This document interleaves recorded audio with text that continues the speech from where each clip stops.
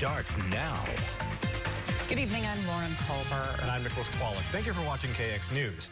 What would the implications of making marijuana legal for recreational use be? That's what lawmakers have been considering now for months. And today that discussion continued. Robert Sir was there and has a reaction in tonight's top story. North Dakota's Interim Judiciary Committee heard testimony for over 2 hours Tuesday morning. The topic, whether or not to allow recreational use of marijuana. But after that meeting, some individuals left with more questions than answers. People who are using marijuana tend to miss more days of work, and when they are at work, they don't function to their full potential. That's just some of the testimony lawmakers heard Tuesday as they study the pros and cons of marijuana legalization before the next session in 2021. The committee heard from both sides of the matter, including Workforce Safety and Insurance Agency attorney Jody Bjorson, who told the committee someone hurt on the job while under the influence of a controlled substance would not be compensated. With recreational use of marijuana being illegal, that would fall into that provision.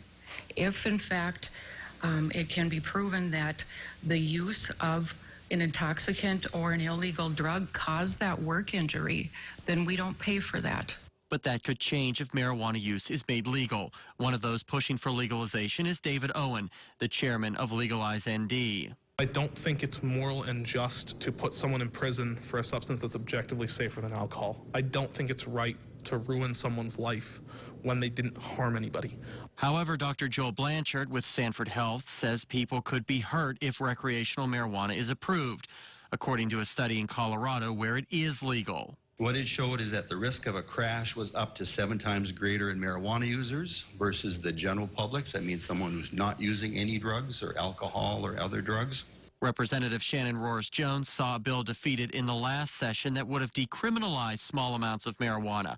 This time, she tells me things are becoming more clear should recreational use be approved. I think we're getting to the point where we're starting to talk about and learn the things that we need to related to safety, related to, different regulatory structures. And I think I think the committee got some good information today from Mr. Owen about the regulatory structure that is set up in his proposed measure. That effort to get recreational legalization on the ballot still has a long way to go. Nearly 13,500 signatures need to be gathered by July 6th, and so far they have collected about 11% of that goal. If they're not collected, legalization in North Dakota could go up in smoke. Reporting for KX News in Bismarck, I'm Robert Sir.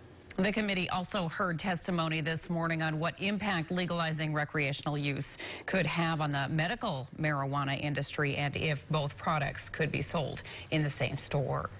The Great American Comeback. That was